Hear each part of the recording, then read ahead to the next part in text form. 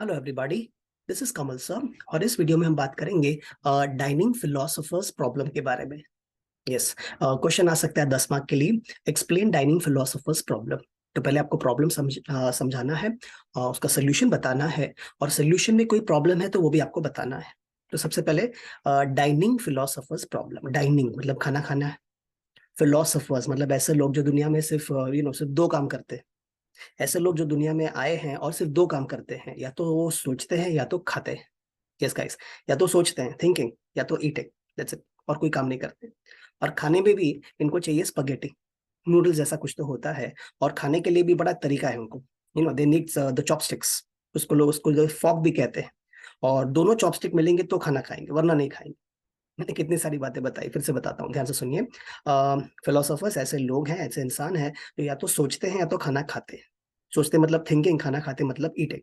और खाने में इनको पसंद है, ये जो बीच में आप अज्यूम कर लीजिए कि यहाँ पे स्पगेटी रखी है, स्पगेटी या नूडल्स कह सकते हैं। और खाने के लिए उनको चॉपस्टिक्स चाहिए, या उसको आप फॉर्क भी कह सकते हैं। ठीक है, अब मैं पढ़ता हूँ धीरे धीरे। फाइव फिलोसोफर्स, पांच ही देखो, philosopher 1 2 3 4 5। Okay, dine together at the same table, मतलब सेम टेबल पे सबको खाना खाना है। ठीक है। Each philosopher has their own place at the table, मतलब हर एक का प्लेस फिक्स्ड है। ठीक है। There is a chopstick between each plate. ये देखो, ये फिलोसोफर है, चॉपस्टिक 1 चॉपस्टिक 2। ये फिलोसोफर है, chopstick 2 chopstick 3। Okay, the dish served is a kind of spaghetti which has to be eaten with 2 forks या 2 chopsticks. Each philosopher can alternatively think and eat. मैंने कहा था ना, फिलोसोफर या तो वो सोचते हैं या तो खाना खाते हैं। Moreover, a philosopher can eat the spaghetti when they have the left and the right chopstick या fork. मतलब दोनों मिलेंगे तो खाना खाएंगे, वरना नहीं खा सकते। Thus, the two chopsticks would be available when their nearest neighbors are thinking and not eating. After an individual philosopher finishes the eating, they will put the chopsticks down. ठीक है। The problem is to design an algorithm such that no philosopher will starve. तो इस diagram को समझ लेते हैं। 5 philosophers है, philosopher 0 1 2 3 4। 5 chopsticks या फॉक्स भी है। Fork chopstick number 0 1 2 3 4। और इनको अपना काम करना है such that nobody will start. ठीक है। तो इसके लिए हम लोग एक कॉन्सेप्ट का इस्तेमाल करते हैं जिसका नाम है semaphore. Yes, in the videos आपने देखा होगा what is a semaphore. So यहाँ पर we are maintaining array of 5 semaphores, जिसका नाम हमने रखा है चॉपस्टिक। 5 मतलब पोजीशन 0 से लेके 4। Everybody knows indexing starts from 0। And this is your philosopher. Int I मतलब इट कैन बी फिलोसोफर 0 1 2 3 4। ठीक है। अब फिलोसोफर डू वाइल मतलब एक इन्फिनिट लूप में चल रहा है, अपनी जिंदगी चल रही है उनकी, या तो सिर्फ दो काम करते हैं, या तो वो खाना खाते हैं या फिर सोचते हैं। और अगर उनको खाना खाना है तो पहले उनको चाहिए लेफ्ट चॉपस्टिक, फिर चाहिए राइट चॉपस्टिक। दोनों मिल गए, खाना खाया और फिर दोनों को रख दिया। ध्यान से सुनिए। सबसे पहले उसने बोला do chopstick I. It's example philosopher number 0। तो उसको चाहिए चॉपस्टिक नंबर 0। और जब चॉपस्टिक नंबर 0 है तो उसके बाजू का नंबर 1 होगा, उसीलिए देखो यहाँ पे लिखा है I+1। देखो ना, 1 के बाजू में 2 है तो I+1, 2 के बाजू में 3 है तो I+1, 3 के बाजू में 4 है तो I+1, लेकिन 4 के बाजू में 5 नहीं है।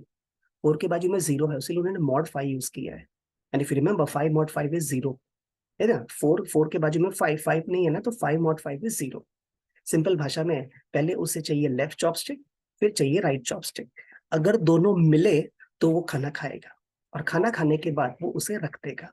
पहले राइट वाला रखेगा, फिर लेफ्ट वाला, और फिर अपना सोचने का काम स्टार्ट कर देगा। वाइल वन का मतलब होता है इनफाइनाइट लूप।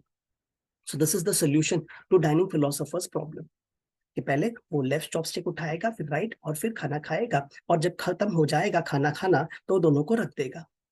बट यहाँ पे एक प्रॉब्लम आ सकता है। जस्ट इमेजिन, सब लोग ने अपना लेफ्ट चॉपस्टिक उठा लिया लेकिन राइट चॉपस्टिक नहीं उठाया। सबने लेफ्ट चॉपस्टिक उठा दिया, राइट नहीं उठाया, तो डेडलॉक हो सकता है। और डेडलॉक होने के लिए आपको पता है ना, 4 कंडीशन सेटिस्फाई होना चाहिए। Number 1, mutual exclusion. सबके पास लेफ्ट चॉपस्टिक है लेकिन राइट चॉपस्टिक नहीं है। कंडीशन नंबर 2 क्या होना चाहिए? कंडीशन नंबर 2 होना चाहिए hold and wait. Every philosopher is holding left fork and left chopstick but waiting for the right chopstick. No preemption, you cannot take away forcefully. And there is a circular weight also happening.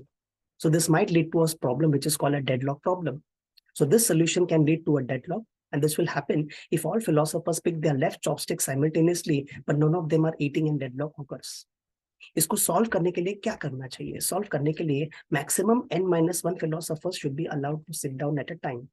मतलब table पे 5 philosopher को बैठने मत दो, 4 को बैठने दो। इससे क्या होगा कि आपका डेडलॉक होगा नहीं। एंड क्योंकि डेडलॉक होगा नहीं तो प्रॉब्लम नहीं होगा, स्टार्वेशन नहीं होगा. So this guarantees at least one philosopher may acquire both the forks या chopstick and allow the system to progress. So paper में जब ये क्वेश्चन आता है तो पहले आपको डायग्राम ड्रॉ करना है, फिर आपको प्रॉब्लम समझाना है, फिर सोल्यूशन, सोल्यूशन का प्रॉब्लम और उस प्रॉब्लम का भी solution. Thank you for watching the video.